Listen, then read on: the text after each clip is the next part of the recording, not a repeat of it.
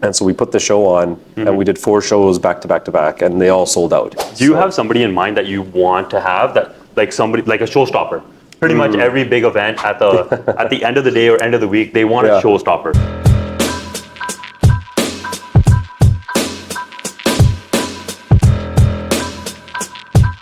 Can you tell us, like, when did Monsoon start for you?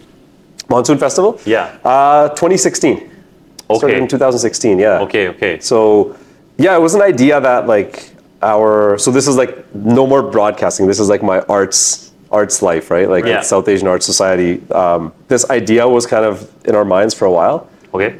We had been doing like one-off shows, one-off presentations for a number of years. Right. Since 2006. And this is just a one-year kind of event. And so now we focus on this annual festival. Right? It happens every August. Right. A lot of live theater. That's our main focus, like South Asian theater.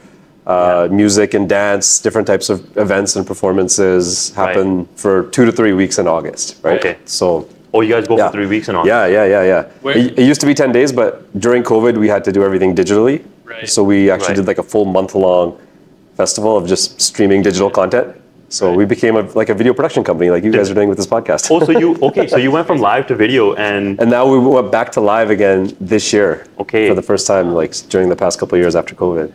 Oh, wow. So I have a question, Yeah. and this is, it might sound ignorant, but I don't know much about the media space. The Monsoon Festival, can you guys explain what that is? Because there's a lot of people that won't know what it is. So it's a festival of performing arts. Okay. Monsoon Festival of Performing Arts. Gotcha. So it's a platform for artists, local artists in the city, whether they're dancers, musicians, actors, playwrights, right? Is that any artists? Yeah. Any artists or South Asian specific? We focus on South Asian. Okay. Yes, definitely. But it's a place for them to showcase their work. Gotcha. Right. Yeah. So we provide a lot of the framework to help them kind of get their artwork to the main stages, right? Right. Are you easy to find for them to, like, how do people actually link up with you? Yeah. We have a website, monsoonartsfest.ca. Gotcha. There you go. I think it's a beautiful website. I already see the problem. Because I could see the need for this to happen. Yeah. Did you see that problem and said, "Oh, I'm going to solve this issue," or? We did. Yeah, like I said, 2006 we put on a play. It was a South Asian play called Fish Eyes, right? And it was all in English, but it was a total South Asian story. It was a one-woman show by Anita Majumdar, well-known actress out of Toronto, and she wrote a play about her life essentially, being like a classical Indian dancer, going through high school. Right. And like all those things she had to go through with her like Caucasian friends, for example, not understanding like what is this classical dance you're doing, or things that happen like in our homes every day with our parents that are like not normal to most people, right? Dynamics. The dynamics, exactly, right? Family dynamics. So she wrote a show about that, and she acted out a bunch of different characters all herself. And so we put the show on, and we did 4 shows back to back to back, and they all sold out. Wow. So that gave us like a very clear idea, clear message that there's a need for this, right? And so we kept on doing something annually, some sort of presentation as an organization, and then 2016 is when that festival finally kind of came to life, right? It almost happened organically. Yeah, it almost happened organically. Like we had been talking about it for a number of years, and it came to life in 2016. Was the city pretty receptive for having you host it? Yeah, absolutely, man. Very supportive. City was supportive, provincial government, federal government. We're a not-for-profit, so a lot of our funding does come from grants. Municipality, provincially, federally. Yeah. So we rely on that, and we've had a lot of support, so we've been very fortunate. Wow. Yeah, man. It's been good. And you got one coming this August, and in between there, so what are you doing to prepare?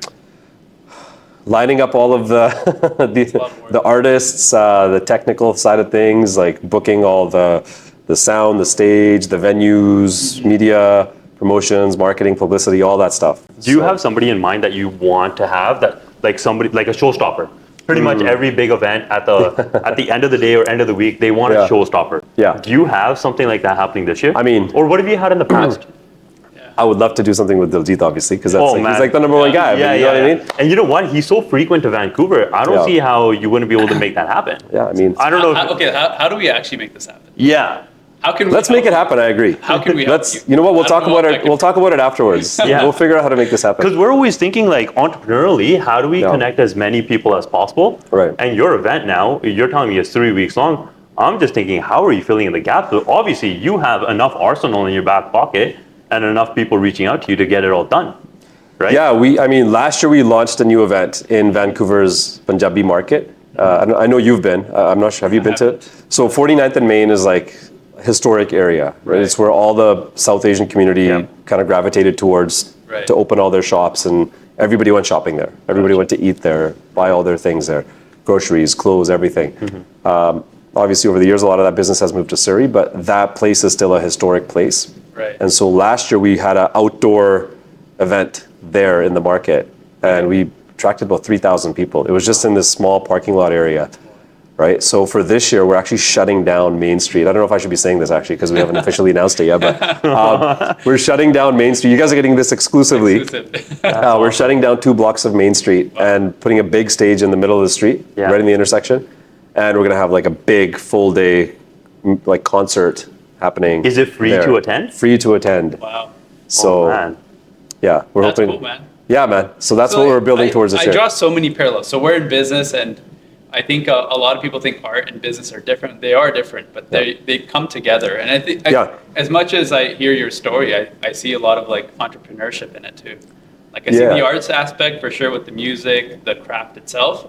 And then I draw the parallel of how do we make something like this happen? How do we take an idea of this festival and make an event that people can enjoy and actually go to, right? Yeah, absolutely. I mean, there's the art of business or the business of art, whatever you want to call it. Like they're kind of similar but different. And there's totally a business component to working in the arts, right?